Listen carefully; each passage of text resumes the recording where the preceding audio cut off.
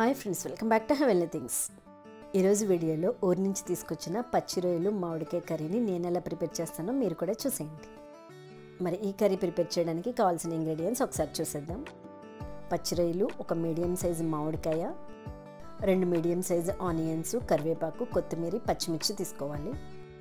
Pan heat అయిన తర్వాత కొద్దిగా ఆయిల్ వేసుకుందాం. ఆయిల్ హీట్ అయిన తర్వాత ఆనియన్స్ ఫ్రై చేసుకుందాం. మన ఛానల్ ఎవరైనా ఫస్ట్ టైం చూసినట్లయితే తప్పకుండా సబ్స్క్రైబ్ చేసుకోండి. అలాగే పక్కన బెల్ ఐకాన్ క్లిక్ చేయండి. అలా చేసినట్లయితే నేను ప్రతిరోజు పెట్టే వీడియోస్ అన్ని మీ ఫోన్కి నోటిఫికేషన్ వచ్చేస్తాయండి, మీరు మిస్ అవ్వకుండా చూసేయచ్చు. సరిపడా సాల్ట్ కూడా వేసి ఫ్రై చేసుకుందాం. ఆనియన్స్ ఫ్రై అయిన తర్వాత పచ్చిరొయ్యలు కూడా వేసేద్దాం.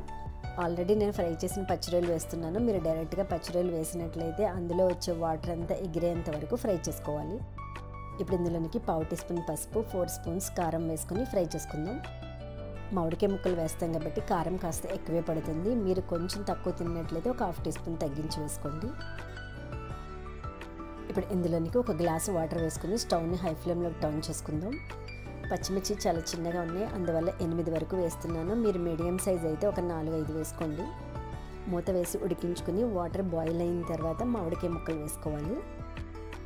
వాటర్ మరుగుతుంది కదా, ఈ స్టేజ్లో మామిడికాయ ముక్కలు వేసి స్టవ్ని మీడియం ఫ్లేమ్లో టర్న్ చేసుకుని మూత వేసుకుని ఉడికించుకోవాలి. మనం తినే పులుపుని బట్టి మామిడికాయ ముక్కలు వేసుకుని కర్రీ 2 మినిట్స్ ఉడికిన తర్వాత పులుపు చూసుకుని కావాలనుకుంటే మళ్ళీ మామిడికాయ ముక్కలు వేసుకోవచ్చు. అన్నీ ఒకేసారి వేసేయకూడదు. ఒకసారి మిక్స్ చేసుకుని మూత వేసుకుని స్టవ్ మీడియం ఫ్లేమ్లో టర్న్ చేసుకుని ఉడికించుకోవాలి. 10 మినిట్స్ తర్వాత మామిడికాయ ముక్కలు కాస్త మెత్తబడతాయి. మామిడికాయ ముక్కల్ని గరిటెతోటి ఇలా ప్రెస్ చేయాలి. మామిడికాయ ముక్కల్ని మరీ పేస్ట్ చేసేయకూడదు, అక్కడక్కడ అలా ప్రెస్ చేస్తే సరిపోతుంది. కొన్ని ముక్కలు ప్రెస్ అయ్యి పులుపు అంతా ఈవెన్గా స్ప్రెడ్ అవుతుంది. ఇప్పుడు పులుపు ఏమన్నా తగ్గింది అనుకుంటే కొన్ని మామిడికాయ ముక్కలు వేసి స్టవ్ని లో ఫ్లేమ్లో టర్న్ చేసుకుని ఒక 10 మినిట్స్ ఉడికించుకుంటే సరిపోతుంది. మన ఛానల్లో 64 వరకు నాన్ వెజ్ వెరైటీస్ ఉన్నాయి, ఒకసారి వెళ్ళి చూసేయండి. 10 మినిట్స్ తర్వాత కర్రీ దగ్గర పడింది. ఇప్పుడు కొత్తిమీర వేసుకుని స్టవ్ ఆఫ్ చేసుకుందాం. మన ఛానల్లో 800+ వీడియోస్ ఉన్నాయి, ఒకసారి వెళ్ళి చూసేయండి. మీకు నచ్చే వీడియోలు కొన్నైనా ఉండొచ్చు.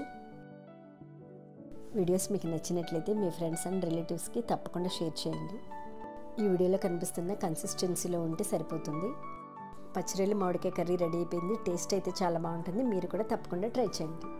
ఇదండి ఈరోజు వీడియో. మరొక మంచి వీడియోతో మళ్ళీ కలుద్దాం. మరిన్ని ఇంట్రెస్టింగ్ వీడియోస్ కోసం ఛానల్ ప్రతిరోజు విజిట్ చేయడం మాత్రం మర్చిపోకండి. ఛానల్కి గంట సింబల్ నొక్కండి. మా వీడియోస్ చూసిన తర్వాత లైక్ చేసి షేర్ చేయండి. Thanks for watching. సబ్స్క్రైబ్ చేసుకోండి, బెల్ ఐకాన్ క్లిక్ చేయండి, లైక్ చేయండి, షేర్ చేయండి.